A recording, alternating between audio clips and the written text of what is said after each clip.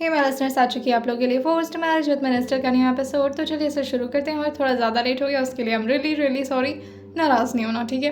तो चलिए शुरू करते हैं। अब तक की कहानी में आप लोगों ने सुन लिया था कि आशी जो इस वक्त आर्यांश के साथ जंगल में ही थी, वहीं जैसे ही आर्यांश ने डिक्की खोल करके युवान को बाहर निकाला था, आशी की आंखें जो हैरानी से बड़ी हो जाती हैं कि तभी आर्यांश जो उसके मुंह पर लगा हुआ टेप को हटाते हुए आशी से कहते हैं, क्या बात करनी थी उससे, करो। आशी जो अपने कदम को धीरे धीरे पीछे करने लगती है और आर्यांश को थोड़ा डर भरी निगाहों से देखने लगती है। आर्यांश जो उससे कहते हैं, क्या हुआ, अब कोई बात याद नहीं आ रही तुम्हें? कौन सी प्लानिंग करनी थी तुम्हें मेरे खिलाफ, जो तुम्हें इससे बात करने की ज़रूरत पड़ गई? वहीं युवान जो इस वक्त तड़पते हुए अपने हाथ को लगातार खोलने की कोशिश कर रहा था, उसकी पूरी बॉडी जो रस्सी से बंधी हुई थी। तुम्हें लगता है कि ये करने से कोई फ़ायदा है? इस तरह से तुम्हारी रस्सी खुल जाएगी और तुम्हें लगता है कि तुम इस तरह से मुझसे बच जाओगे? युवान जो आर्यांश की तरफ देखकर पूरे गुरूर में कहता है, अगर हिम्मत है तो हाथ खोल करके बात करिए, और अगर डर लग रहा है तो फिर बता दीजिए कि आप मुझसे इतना डरते हैं कि आपको अपने बॉडीगार्ड से मुझे बंधवाना पड़ा और तब जाकर के आप मेरे सामने आ पाए हैं। आर्यांश कहते हैं, तो ये लगता है तुम्हें कि मैंने तुम्हें रस्सी से इसलिए बंधवाया क्योंकि मैं तुमसे डरता हूँ? युवान अपना सिर थोड़ा उठाते हुए आर्यांश की तरफ देखकर कहता है, एग्जैक्टली, और अगर नहीं डरते हो तो खोल कर देखो ना मुझे, फिर बात करते हैं। आर्यांश कहते हैं, ठीक है, अगर तुम्हारी यही मर्जी है तो फिर यही सही। और ये बोल करके वो तुरंत ही उसके पूरे बॉडी से रस्सी को अलग कर देते हैं और उसके हाथ को और उसके पैर को भी अलग से खोल देते हैं। जैसे ही आर्यांश ने ये किया था, युवान एकदम से खड़ा होते हुए कहता है, अब बात करते हैं, अब बात हुई ना बराबरी की। आर्यांश जो कहते हैं, मैं भी देखना चाहता हूँ ये कौन सी ऐसी बात थी जो तुम मेरी बीवी के साथ करना चाहते थे, वो भी प्राइवेट में। युवान जो कहता है, तुम्हारी बीवी मुझे ढूंढ रही थी, वो चाहती थी मुझसे मिलना और मैं तो बस उसकी तड़प को मिटाने की कोशिश। उसने इतना बोला ही था कि बस आर्यांश का एक मुक्का जो उसके मुंह पर जाकर के पड़ता है और वो फिर से नीचे की तरफ धड़ाम से गिर जाता है। वहीं आशी जो कुछ कदम की दूरी पर खड़े होकर के आर्यांश और युवान को देख रही थी और साथ ही उसने अपने मोबाइल को भी निकाल लिया था। आर्यांश जो फिर से उसके कॉलर को पकड़कर उसे उठाते हुए कहते हैं, क्या बोला तुमने? मेरी बीवी तुमसे मिलने के लिए तड़प रही थी, हाँ? शायद तुम भूल रहे हो, लेकिन तुम आर्यांश रायज़ादा की बीवी के बारे में बात कर रहे हो। वहीं युवान जो कहता है, बीवी बनी नहीं है वो तुम्हारी, और जहाँ तक उसकी आंखों में देखा है मैंने, मुझे नहीं लगता कि वो ये शादी करना भी चाहती है। कहीं तुम उसके साथ ज़बरदस्ती तो नहीं कर रहे आर्यांश? वैसे तुम्हारी तो पुरानी आदत है ना ज़बरदस्ती करने की। ये शादी भी कहीं तुम उससे फोर्सली तो नहीं करवा रहे हो? आर्यांश जो फिर से अपने जबड़े को कसते हुए उसके कॉलर पर अपने हाथ की पकड़ मजबूत करते हुए कहते हैं, मैंने बोला इस बारे में हम बात नहीं करते हैं और हमारी दुश्मनी के बीच आशी को मत लेकर आओ। वो इन सब मामले से दूर ही रहे तो तुम्हारी जिंदगी के लिए ज्यादा बेहतर है। अब तक सिर्फ तुम इसलिए बचे हुए थे क्योंकि तुम्हारी दुश्मनी मुझसे थी। मैंने पहले भी कहा था कि मेरी फैमिली इसके बीच नहीं आनी चाहिए। युवान जो कहता है, लेकिन अगर खुद तुम्हारी फैमिली मेरे पास चल कर आ रही तो मैं क्या करूं? तुम ही बताओ। आर्यान से अब कंट्रोल नहीं होता और वो एक थप्पड़ उसके गाल पर जड़ते हुए कहते हैं, तुम्हारी इतनी हिम्मत, तुम्हें लगता है कि मेरी आशी तुम्हारे पास जाना चाहती है? तुम ये बोल करके उसके कैरेक्टर पर क्वेश्चन कर रहे हो। युवान जो कहता है, इसमें कैरेक्टर वाली बात नहीं है। अगर वो तुम्हें पसंद नहीं करती है तो क्यों उसके साथ ज़बरदस्ती अपना रिश्ता बांध रहे हो तुम? और ये बोल करके वो आर्यांश के कॉलर को पकड़ते हैं और उसे भी नीचे गिरा देते हैं। आर्यांश और युवान में अब जम करके लड़ाई शुरू हो गई थी। वहीं आशी जो धीरे से कहती है, वैसे आज तक मेरे लिए दो लड़के इस तरह से तो कभी नहीं झगड़े। काफी अच्छी वाली फीलिंग आती होगी उन लड़कियों को, जिन लड़कियों के पीछे लड़के इस तरह पागलों की तरह एक दूसरे से लड़ना शुरू कर देते हैं। एकदम लीड एक्ट्रेस वाला फील आ रहा है मुझे तो यार। वहीं युवान जो आर्यांश से कहता है, वैसे तेरी चॉइस तो बहुत अच्छी आर्यांश, मगर शायद वो तेरे हाथ आने वालों में से नहीं है। और अगर वो तुझे पसंद नहीं करती है तो अपने सेल्फ रिस्पेक्ट को गिराकर उससे शादी क्यों कर रहा है? तेरे पास और भी तो बहुत सारे ऑप्शन है ना।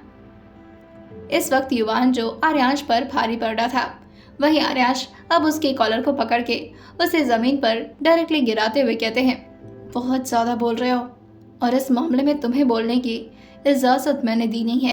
और जहां तक बात रही उसके पसंद और नापसंद की, तो उसके बारे में फिक्र करने की तुम्हें जरूरत नहीं है। और ये बोल करके वो उसके गाल पर फिर से एक जोरदार थप्पड़ जड़ देते हैं।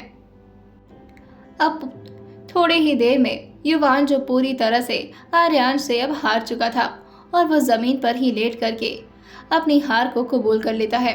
वैसे वो कोशिश तो कर रहा था कि वो एक दो बार और उठ करके आर्यांश को गिराने की कोशिश करे, मगर अब उसकी बॉडी में ज्यादा जान बची नहीं थी, जिसकी वजह से वो शांति से वहीं पर पड़ा रह जाता है। आर्यांश जो एक एक उसके पेट पर जोर से मारते हैं और फिर उसके पैर पर एक बार जोर से मारते हुए कहते हैं, आइंदा से मेरी बीवी की तरफ अपनी आंख उठाकर भी देखी ना, तो याद रखना वो दिन तुम्हारे लिए आखिरी दिन होगा। और फिर ये बोल करके वो आशी की तरफ अपनी कदम को बढ़ा लेते हैं। वो अपने हुडी के स्लीव्स को ऊपर करते हुए आशी की तरफ ही आगे बढ़ रहे थे। आशी जो झटके से अपने फोन को लॉक करती है और वो जल्दी से अपने फोन को पॉकेट में डालते हुए अपने हाथ को बांध लेती है और अपने सिर को नीचे कर लेती है। आर्यांश उसका हाथ पकड़ते हैं और उसे लगभग खींचते हुए अपनी गाड़ी के अंदर ले जाते हैं। आशी जो बिना कुछ बोले चुपचाप एक बार युवान की तरफ देखती है और फिर उसकी हालत पर तरस खाते हुए पैसेंजर सीट पर आकर बैठ जाती है। आर्यांश भी अब ड्राइविंग सीट पर आकर बैठ चुके थे। वहीं जैसे ही आर्यांश ने गाड़ी शुरू की थी कि तभी युवान जो अपनी पूरी जान लगाते हुए खड़ा होता है और आर्यांश के विंडो साइड के पास आते हुए कहता है, ये देखो, जो भी दुश्मनी है हम बाद में इसे निपट लेंगे, लेकिन मुझे इस जंगल में छोड़कर तुम नहीं जा सकते आर्यांश। आर्यांश अपनी विंडो को डाउन करते हुए कहते हैं, तुम्हें क्या लगता है, तुम्हें इस जंगल में मैंने इसलिए लाया था क्योंकि थोड़ा देर में तुम्हें मारूं पीटूं और उसके बाद तुम्हें खुद अपने साथ लेकर चलूं। तुम्हें यहीं पर छोड़ने के लिए तुम्हें यहाँ पर लेकर आया था। अब जैसे मन चाहे वैसे इस जंगल से तुम निकल लेना। आशी जैसे ये सुनती है वो तुरंत ही दूसरे साइड में देखकर धीरे से कहती है, बाप रे, ये तो बड़े खतरनाक है। ये तो जंगल इतना खतरनाक है, ये बेचारा सरवाइव कैसे करेगा, और इतने बड़े जंगल में तो ये गुम भी हो जाएगा। मेरी वजह से अगर ये फंस गया तो फिर आर्यांश शाहजादा के खिलाफ कोई भी खड़ा होने की तो हिम्मत ही नहीं कर सकता। अब समझ में आया काव्या की बात।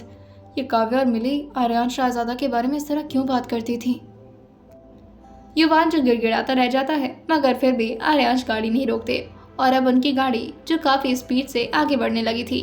जंगल का रास्ता खराब होने की वजह से वो लोग काफी ज्यादा डिसबैलेंस भी हो रहे थे, जिससे आशी को काफी दिक्कत हो रही थी, मगर वो कुछ भी नहीं बोलती। लगभग 10 से 15 मिनट तक गाड़ी चलती रहती है और अभी भी वो लोग जंगल में ही थे।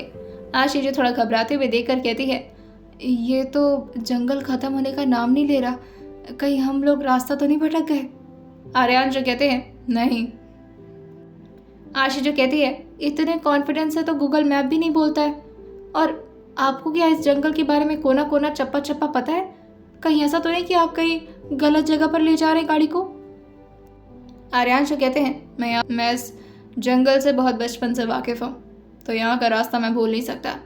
और ये बोलते हुए वो उसको सामने की तरफ दिखाकर कहते हैं, वो देखो आ गया रोड। लगभग आधे घंटे बाद जाकर के रोड आया था। आशी जो कहती है, चलो बच गए। मुझे तो लगा था कि कहीं ऐसा ना हो आज हम लोग जंगल और जंगल सफारी खेलते रह जाएं। आशी जो पीछे मुड़कर के देखती है, अब तो युवान उसे दिखना भी बंद हो गया था। आर्यान से वो थोड़ा डरते हुए ही कहती है, वैसे आपको नहीं लगता कि आप कुछ ज़्यादा ही गुरूर हैं? आर्यान जो कहते हैं, क्यों, ऐसा क्या कर दिया मैंने तुम्हारे साथ? आशी जो कहती है, मेरे साथ तो कुछ नहीं किया, मगर अब वो भी आपका दोस्त ही था ना, तो ऐसे थोड़ी ना उसको जंगल में आपको छोड़ देना चाहिए। मतलब शेर वेर खा गया तो दिक्कत ना हो जाए आपके करियर को। आर्यान जो कहते हैं, तो मेरे करियर के बारे में कुछ ज़्यादा ही फिक्र नहीं कर रही हो? कहीं ऐसा तो नहीं कि तुम्हें मेरा करियर कुछ ज़्यादा ही गड़ने लगा है? आशी जो कहती है, अरे ऐसी बात थोड़ी ना है, और वैसे भी और ये बोलते हुए वो अपना मुंह फिर से सिकोड़ते हुए धीरे से कहती है, वैसे ही बोलना तो नहीं चाहिए, लेकिन ठीक है, थोड़ा सा विश्वास दिलाने के लिए बोल ही लेती हूँ। कोई भी लड़की अपने होने वाले पति के करियर को ख़राब क्यों करना चाहेगी? जब मुझे पता है कि मुझे आप ही के साथ जीना है तो फिर ऐसे थोड़ी ना कि मैं आपके करियर को बर्बाद करने की कोशिश करूँगी। और ये बोल कर के आशीष अपनी नज़र को एक बार आर्यांश की तरफ घुमाती है और फिर झटके से सामने की तरफ देखने लगती है। आर्यांश उसकी बात पर बिना उसे देखे ही कहते हैं, तो फाइनली आपने एक्सेप्ट कर लिया कि आप मेरी होने वाली बीवी हैं और इसमें आप कुछ नहीं कर सकती। आशीष जो कहती है, बिल्कुल। वो मन में कहती है, आखिरी दम तक ये कभी भी एक्सेप्ट नहीं करूँगी कि आपसे मेरी शादी होगी। और अगर मंडप में मुझे किसी ने ज़बरदस्ती बैठा भी दिया ना, तो बता रही हूँ मंडप से भाग जाऊंगी। और भागने में तो मैं माहिर हूँ ही, इतना तेज़ तो भाग ही लूँगी कि ये मुझे पकड़ तो बिल्कुल नहीं पाएंगे। कूदने फांदने की भी आदत है मेरी, पेड़ पे लटक लटक के ऐसा भागूंगी ना, ये देखते रह जाएंगे। लेकिन वो तो आखिरी ऑप्शन है ना, फिलहाल तो मुझे युवान को किसी भी हालत में बचाना होगा, वरना कहीं ऐसा ना हो कि सच में शेर उसे खा जाए और एक आखिरी इंसान जो आर्यान शाहजादा के खिलाफ खड़े होने की हिम्मत रखता है वो भी इस दुनिया से निकल ले। फिर मेरा क्या होगा, मैं तो फंस जाऊंगी। आर्यांश जो लगातार गाड़ी चलाए जा रहे थे, आशी जो कहती है, ये कहाँ जा रहे हैं हम। आशी जो समझ गई थी कि उसके घर का रास्ता तो बिल्कुल नहीं है। आर्यांश उससे कहते हैं, अब अगर मुझे अपना होने वाला हस्बैंड मान ही लिया तो थोड़ा बहुत ट्रस्ट भी दिखाओ। आशी जो कहती है, नहीं नहीं नहीं, आप पर ट्रस्ट करना मतलब बहुत बड़ी बेवकूफ़ी है, मुझे अपने घर जाना है प्लीज़। आर्यांश जो कहते हैं, क्यों, घर जा कर के कोई नई प्लानिंग करनी है तुम्हें। आशी जो कहती है, प्लीज़ ना, आप समझ क्यों नहीं रहे। आर्यांश जो कहते हैं, सुबह का टाइम है, चलो किसी कैफ़े शॉप में बढ़िया सी कॉफ़ी पीकर आते हैं। आशी जो कहती है, अपने दोस्त को वहाँ जंगल में छोड़ दिया, वो बेचारा शेर वेर का शिकार बन जाएगा और यहाँ बैठ कर के आप कॉफ़ी पियेंगे। आपको ज़रा सा भी इंसानियत नाम की चीज़ नहीं आती क्या। आर्यांश जो अपनी नज़र को एक बार आशी की तरफ घुमाते हैं और वो एकदम से चुप होते हुए धीरे से कहती है, वैसे आइडिया बुरा नहीं है, सुबह के टाइम कॉफ़ी अच्छी लगती है और मौसम भी काफ़ी अच्छा है, तो ट्राई कर सकते हैं।